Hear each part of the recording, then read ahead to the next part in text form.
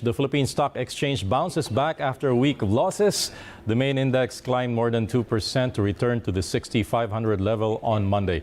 Value turnover was at 4.3 billion pesos.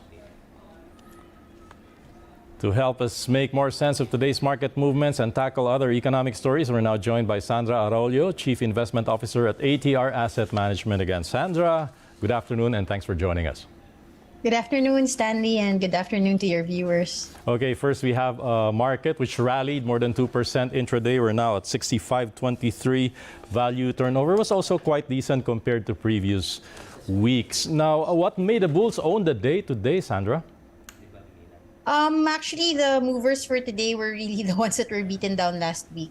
Particularly, you have Monday, URC, they were sold off on the news about the taxes on, or the proposed taxes on sugar and other sin taxes. So I think it's just it was a knee-jerk reaction. Yeah. And definitely the market felt that it was overdone. And so we saw some participants coming in today and picking up on these names. Okay, aside from local factors, there are of course indicators from outside, which has not been as encouraging. We've seen how oil prices, for instance, are reacting to the situation in Russia, although it was quelled.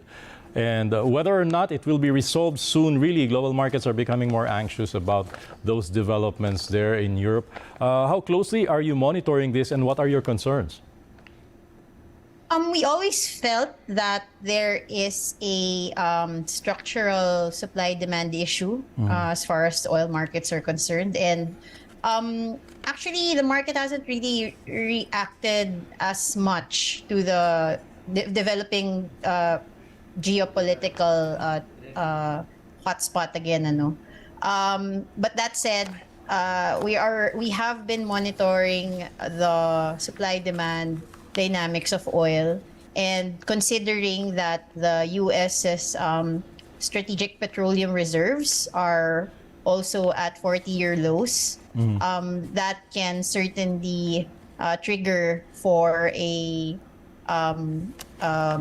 higher oil prices if these dynamics play out. Okay, and within Asia, of course, there are developments as well. S&P Global becoming the rating agency, the first one to cut China's growth forecast to 5.2 from 5.5, citing an uneven growth pace, lagging industries as well. What is the effect of that on neighboring economies like ours? We actually, most investors got it wrong at the beginning of the year from the standpoint of expecting growth to slow down in the US while China bounces from its extended lockdowns, and that hasn't played out. Right. And it hasn't been the case. But in terms of the S&P downgrading their forecast, it just pretty much validates what's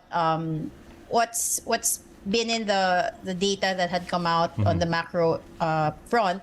And as to how it affects markets like ours, certainly we benefit when there is substantial growth in China. But that said, it's almost like it cancels each other out, given that the US remains pretty resilient despite the 500 basis point adjustment of the Fed. Then it's also helping buoy a little bit the global growth as a whole. Okay, Sandra, we have a new BSP governor, Eli Remolona, who is going to steer monetary policy through the next 6 years. How is the market reacting to the new leadership? I understand this was announced last Friday. The market had not had a time to really digest that information. Did that appear in the sentiment today? You're right. So the market is still digesting that bit of news. I think it was a surprise in that he wasn't really coming up in terms of, or as far as names are concerned, to follow Governor Medalla. Right. But if you look at the credentials of the incoming BSP governor, we're hopeful. For one, the continuity aspect is not at risk. He is an existing board member. So I think given his extensive experience and even his he's a full-on central banker. Right. And so Right. we are pretty hopeful about the transition that's going to happen. All right. One of his main tasks, of course, is managing inflation. Before his appointment or before it was released, the BSP had already hinted a long pause in its rate hiking cycle, likely to keep benchmark to 6.25% through the end of the year. Now, if inflation numbers, Sandra, will continue to go down significantly, how likely is a rate cut within this year? What do you think? It still depends on relative differentials. The view that the BSP is done with its hiking for now is contingent on what the Fed is also doing, which is a prudent pause.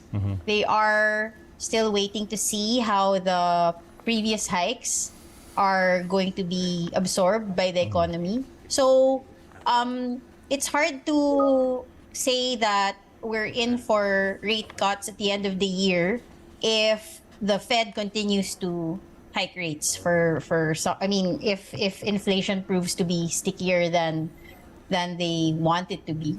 So but if we do stay on this path of pausing and there are no more there's only one or two more hikes by the Fed, then maybe we don't think cuts are necessarily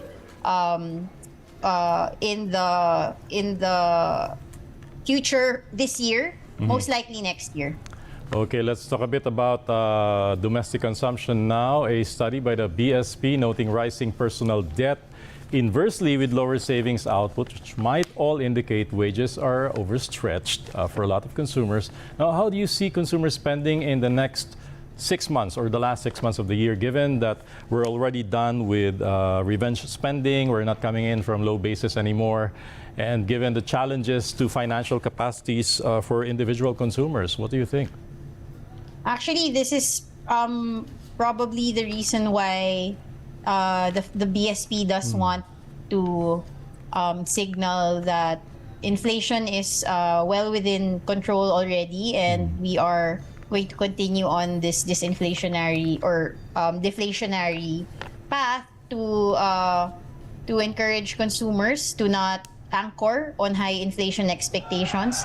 But that said, admittedly, there would be an effect down to the consumer. The higher inflation from the past year, and also in terms of wallets shrinking and consumers dipping into their savings. I mean, it's still connected to some economic scarring that might have taken place during the lockdowns. It is also, as to your point, the waning pent-up demand spending is also going to come into play. So, given all of those considerations, it does stand to reason that the BSP or the monetary policy decision makers do not want to stress that further by tightening policy any more than what they think is necessary today. Okay, lastly, Sandra, let's talk about notable trades and prices now. We're monitoring closely share prices of URC and Monday on government's plan for additional taxes for sweetened food and other salty products, even junk food. Now, what does this mean to the companies who are into these products? Because both Monday and URC are now up. In fact, Monday finished 6.58% up. URC almost 9% up, recouping some losses last week when the news first came out. Well, they do have time. I mean, any new laws are going to take some time and a few iterations before it gets passed. So the good thing there is even these affected companies will have enough time. to adjust and manage the impact of such laws that are going, or that they say will be passed.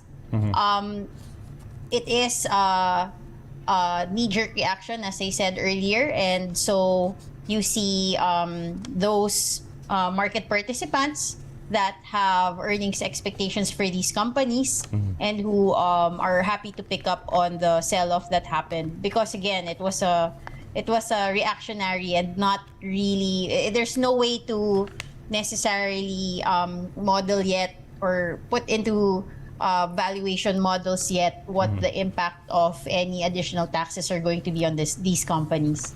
All right. On that note, we thank you so much for joining us this afternoon. Sandra Araullo of ATR Asset Management. Thanks a lot for your market guidance. Thank you, Sandy.